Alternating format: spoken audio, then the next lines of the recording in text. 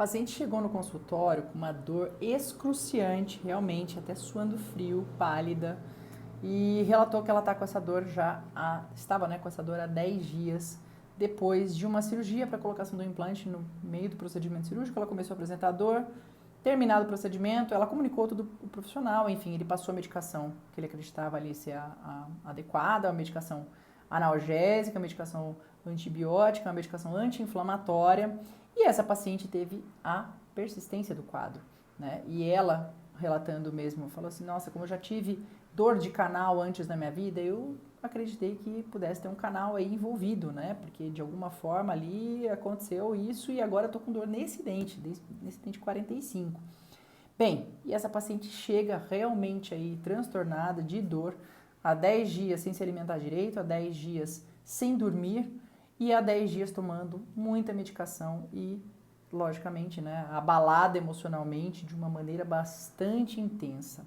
Bem, independente aí, não cabe a gente aqui discutir a questão do procedimento de implante ou não, mas sim algumas condutas, né, que a gente como profissional pode ver e rever de repente no nosso dia a dia quando uma paciente dessa chega, né, num quadro tão excruciante quanto esse e busca a sua ajuda, chegou ali até você de alguma forma. Independente de você ser endodontista, implantodontista, né, protesista, seja lá a sua especialidade, qual for, você é dentista, meu colega, e é muito bom quando a gente pode ajudar um paciente nessas condições a sair desse quadro de dor. E o que a gente precisa fazer? Ah, Fernanda, poxa, eu não sou especialista em endo, eu não sou especialista em implante, o que eu vou ajudar essa paciente? Será que eu vou ajudar? Antes de você pensar se você vai, né, se cabe a você, se vai ser capaz ou não, tenta, né? Veja se de uma maneira ali atenciosa, com uma paciente que já está extremamente fragilizada em função de estar nesse quadro já por um período tão prolongado, seja atencioso, seja atenciosa e, né, procure num primeiro momento, assim como eu coloquei para o paciente, vamos investigar, né? Eu posso, de repente, ajudar se a gente identificar o que está acontecendo aqui e, dessa forma, né, executar algum procedimento ou a gente ter uma ideia de um próximo passo. E aí, eu vou dar uma grande dica para você. Nessa hora, qual que é o objetivo principal dessa sessão? Não era nem descobrir necessariamente de onde vinha esse quadro apresentado, que já estava totalmente uma dor já não localizada mais, mas ela apontava muito o dente 45, mas não necessariamente a gente consegue bater o martelo, né? Especialmente por uma história tão específica quanto essa. E aí, se você não sabe, poxa, eu não identifiquei, né? Não identifiquei aqui a origem desse quadro, eu não posso fazer nada? Vamos tentar, então, como objetivo principal e quase que único nesse primeiro momento, né? A gente não tem um quadro infeccioso aparente nem nada disso, mas a gente tem esse quadro de dor aguda. Vamos tentar tirar a paciente desse quadro de dor aguda, e às vezes pode ser mais simples do que a gente imagina. Bem, ouvindo todo o relato, eu já estava doendo com tudo, né? Tava doendo com quente, tava doendo com frio, tava doendo de tocar, tava doendo de palpar fundo de suco, né? Nessa hora a paciente está extremamente sensibilizada e os testes clínicos também podem ficar ali não fornecendo referências tão precisas.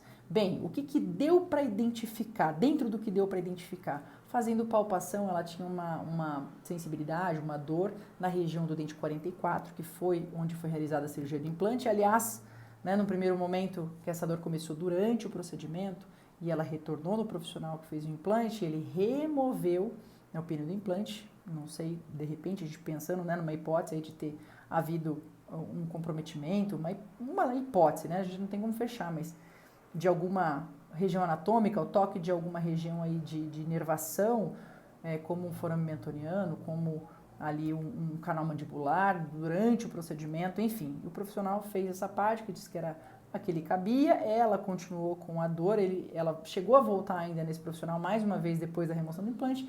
No entanto, ele falou que, né, a alçada dele ia até ali e que, na verdade, aquela dor ele nem entendia porque estava acontecendo, que, né, enfim, e não atendeu muito ali a queixa da paciente. Quando ela chegou para atendimento, então, fora essa dor, a palpação, né, essa dor que estava realmente deixando essa paciente suando frio, ela apresentou uma dor bastante intensa no dente 45, que a gente pode suspeitar, né? Poxa vida, será que tem aqui um dente que estava com núcleo metálico fundido e com coroa total, e a paciente faz bruxismo e tudo, fala, putz, pode ser esse 45, apesar dele não ter uma lesão periapical, tinha uma região de espessamento de ligamento ali cervical e médio, na mesial. Ah, poxa vida, aqui pode realmente ter alguma trinca, alguma coisa e tá ocasionando esse quadro. O que me chamou a atenção foi que antes do procedimento cirúrgico ela tinha zero sensibilidade nesse dente, então a gente tem que considerar isso também. Bem, como não é algo conclusivo que a gente tenha, né, da origem dessa dor aqui com relação à radiografia que a gente tem em mãos, o exame clínico que a gente tem, que a gente acabou de realizar, como não é conclusivo, sigo na minha tentativa de tirar essa paciente do quadro agudo e o que eu posso propor para ela. Olha só, essa dor nesse dente 45 estava ao toque, adivinha? Esse dente estava com um baita contato prematuro, mas muito intenso mesmo, estava com um trauma oclusal violentíssimo. Um dos mais intensos que eu já pude ver até hoje. E aí a paciente relatou que por conta da cirurgia do implante, ela usava uma prótese removível inferior e ela parou de usar. Então mudou totalmente o contato nos dentes dessa paciente. Ela desenvolveu um quadro de uma pericementite extremamente aguda nesse dente 45. Independente, pode até ser que esse dente nem tivesse alguma coisa já ou não tivesse, não é essa a questão. Nesse momento é essa pericementite absurda, então com um alívio oclusal total, tirar totalmente esse dente de contato, né? É lógico, mais uma vez, a gente está mexendo no contato da paciente, é lógico que a gente depois não pode deixar essa paciente sem recomendação, ela vai ter que buscar um profissional, protesista, enfim, rever essa questão de equilíbrio oclusal, mas nesse momento agudo, o fato de ter feito o alívio oclusal, ajustado a medicação da paciente, não tinha necessidade da paciente estar lá, estava tomando 10 dias de medicação antibiótica, né? Não precisa dessa medicação antibiótica nesse momento, não tem nenhuma justificativa. Foi realizado um protocolo para essa paciente, né? Ela havia suspendido entre ontem e hoje a medicação que ela estava já tomando já há 10 dias, por também não estar mais suportando tomar tanta medicação, né? Os efeitos colaterais que isso vai gerando.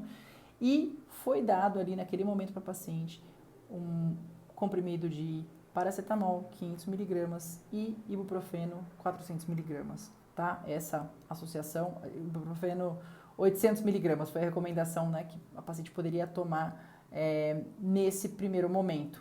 E não é simplesmente eu falo para a paciente, olha, vai tomar 2, 3 dias e vamos ver se passa. Não, não é.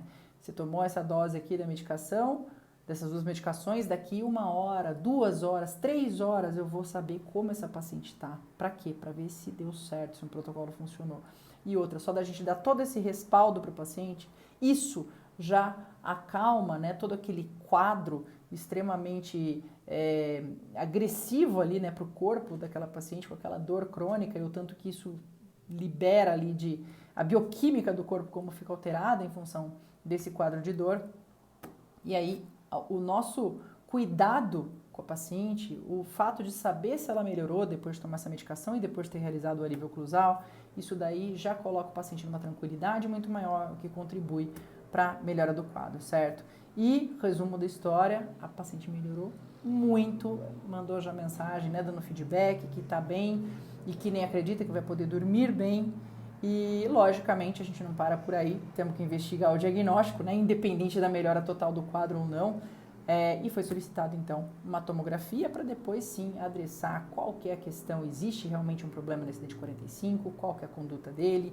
Existe algum comprometimento em função da tentativa de colocação do implante na região do 44? Enfim, aí assunto para outro vídeo, tá certo? Mas o importante é que você lembre que você é dentista antes de mais nada e um paciente que chega numa situação de dor, às vezes a gente pode ajudar de uma maneira sensacional e fazendo um negócio tão simples, simplesmente por parar, ouvir a história do paciente, fazer o básico, os testes clínicos básicos e ver dali do básico o que está o pior, o que está realmente aqui causando essa dor aguda, que pelo menos aparenta ser, né, na medida do possível, remover aquele fator ali agravante e assim, né, deixar com certeza a paciente num estado muito melhor para essa segunda etapa, ok? Um grande abraço, um grande beijo.